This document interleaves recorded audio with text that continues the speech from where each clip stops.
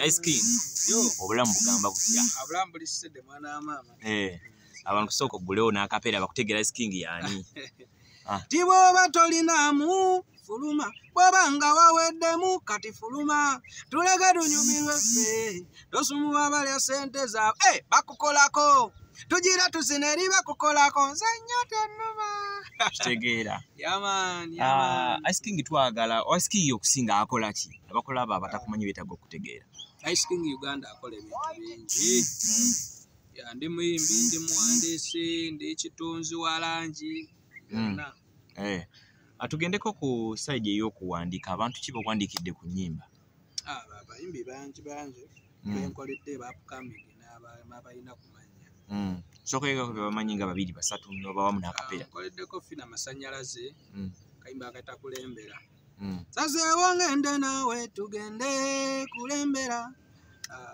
Waliwo akayimba ka Prisamira tomutambaala.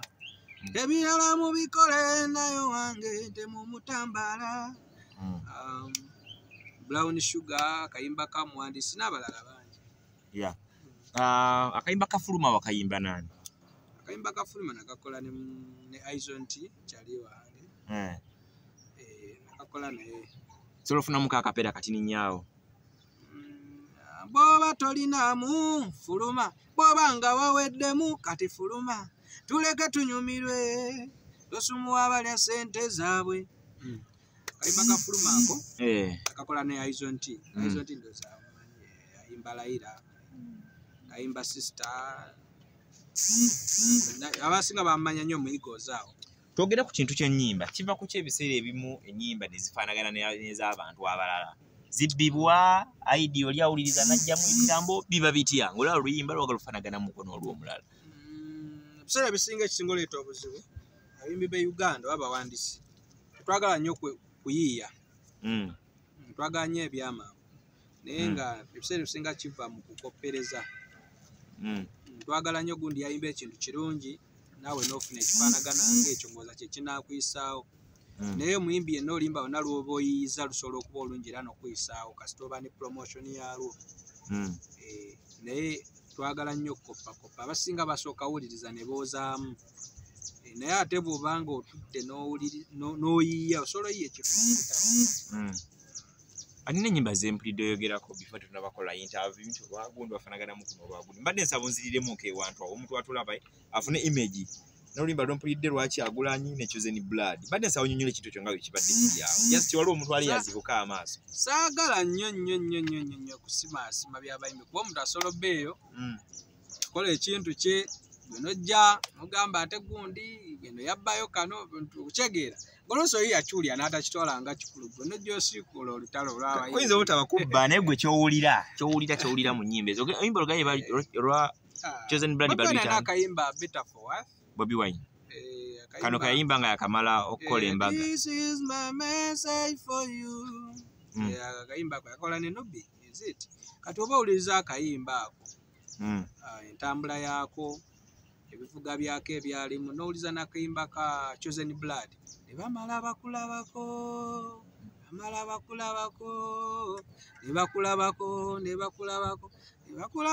balumwa yamala otegeera buulya nga music waffe we Uganda nti mulimu ebintu bye tukola nga bikola ki. Producer y'omu yakola ennyimba zino. Nedda. Ate writer. Era sisuubira nti era nakyo bwe kiri naye nze ndowooza omu ku bo naye kyemmanyi ndowooza Bobby yasooka. Ndowooza bambi kamunyumira n'agezaako okukola ekintu ekiringa ekyo kigambe nti bizikwano twewuliriza nnyo gundi yayimbye eki nange ndyoka ennyimbe n'oleeta naye nga bayimbi mwe bali abawandiika obulungi. Abo bayimbi tubamanyi baliwo. Waliwo ate abalaba empulidde okoonako kyaliwo Geno Fadiga on'omukunja atasera ng'ebigambo biringa byagala okufaanagana. Nakye nagambe nti abayimbi be Uganda abasinga emitwe gyaffe oba minafu twagala nnyo okwoza naye netutafaayo nnyo okulowooza kuba nze ebisozo singa njagala nnyo nempuli oluyimba lwa David Lutalo nenga Lutalo yakubye tune ngamba naye omusajja oyo akikola atya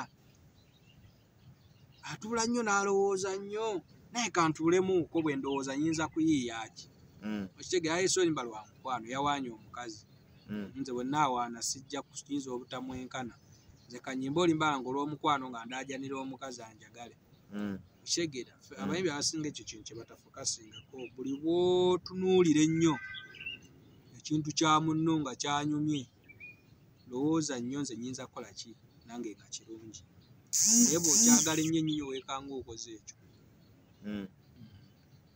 So mulimu abatunulira bya mulala agenda okukomekereza nga bimukutte bukwasi n'addamu ebyo byennyini oba mbakikola kigenderere n'agamba awo naanankola ki nakyo kisoboka oli asobola okikozesa ejjoogo oba n'akikozesa okwo okuba nti omutwe gwe teguyiye. waliwo akayimba kalala ke nawuliddeko Sheikh Manara kakayanira ne Palace oba wakawuliddeko akayimba mwana munnange lereralalala ng'akayimba ku Sheikh Manara agamba akayimba oba bbiri emeka ati time emala okutuuka kati ate ne bagamba nti King of the East Palace ateke kayimba ke kamu kafaanaganira na ka Sheikh Manara. Bintu ebyo bisobokera ddala wano e Uganda. Kyekigambye era tukyali ku kintu kimu tetwagala kwemenya mu kuyiiya.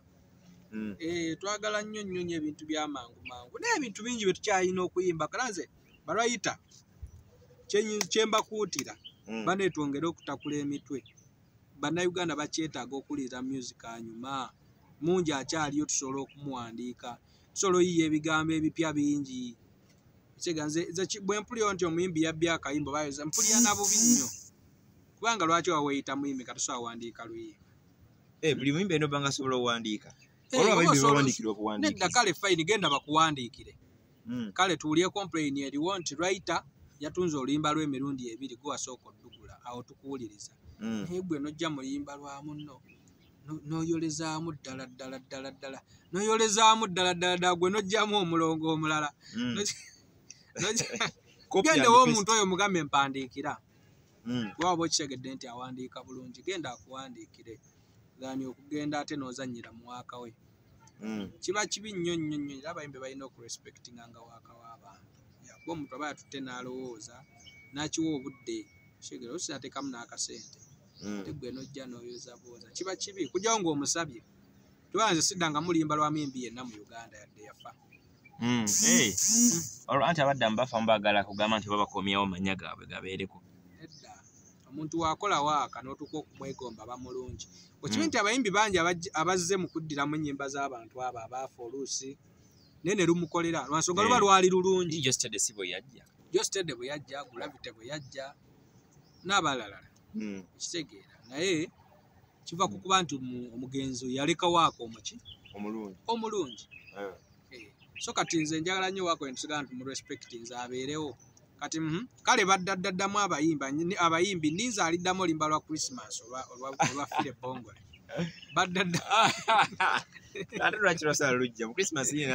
yaluyimba ne luggwa kati balutya balutya n'oluzannyira mogera tuyimbye Happy New Year olondeyo alweripamu alwerijjamu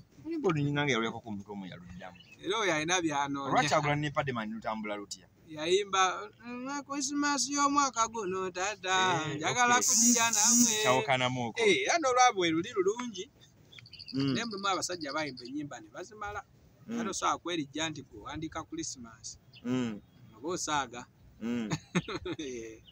kiki kyetugamba abantu ekisembe tukite abali ku Good Talent yes bafans nze mbaagala nnyo beeyongere okutuwagira Facebook nkozesa Ice King Uganda, YouTube Ice King Uganda.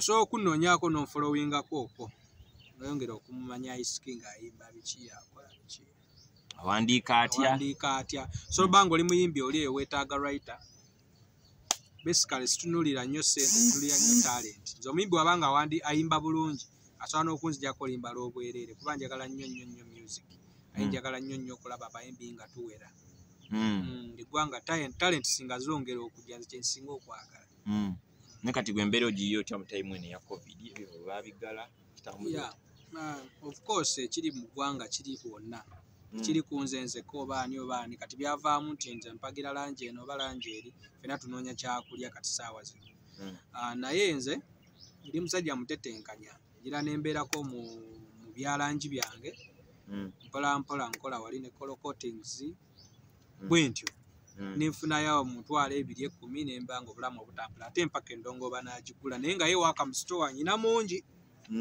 waka mu store mungi nkoze music mungi nnyo nkoze zi video nkoze zi audio just tulinze mbulinzi katayo tutewaka asobola okutambula kuba katisawa zino ekyaddala newoba okoze project nga nnungi neekuba neetunda era osigala weebase ng'olimba olukuba ku masimu mu mabaala ne mu radio kati waliwo bambi abayimbi nze abannuma besagala mentioning amannya gaabwe naye bakola hits mu covid yes olimba ne luggwako nga lutekyasobola naddusala ku flash ng'oluyimba asala empya alawulira kikadde okitegeera naye ng'omumbi teyafuna adde emitwalo 5 mu kimu project eyo so kale ekintu ekyo kinnumira ddala kyova olaba nti nkugambye nti kasaazi no lusi nkolako ebirala nga bwe nninda osanga embeera ejja kukola ki mukulu covid ayinza otuuka n'avaawo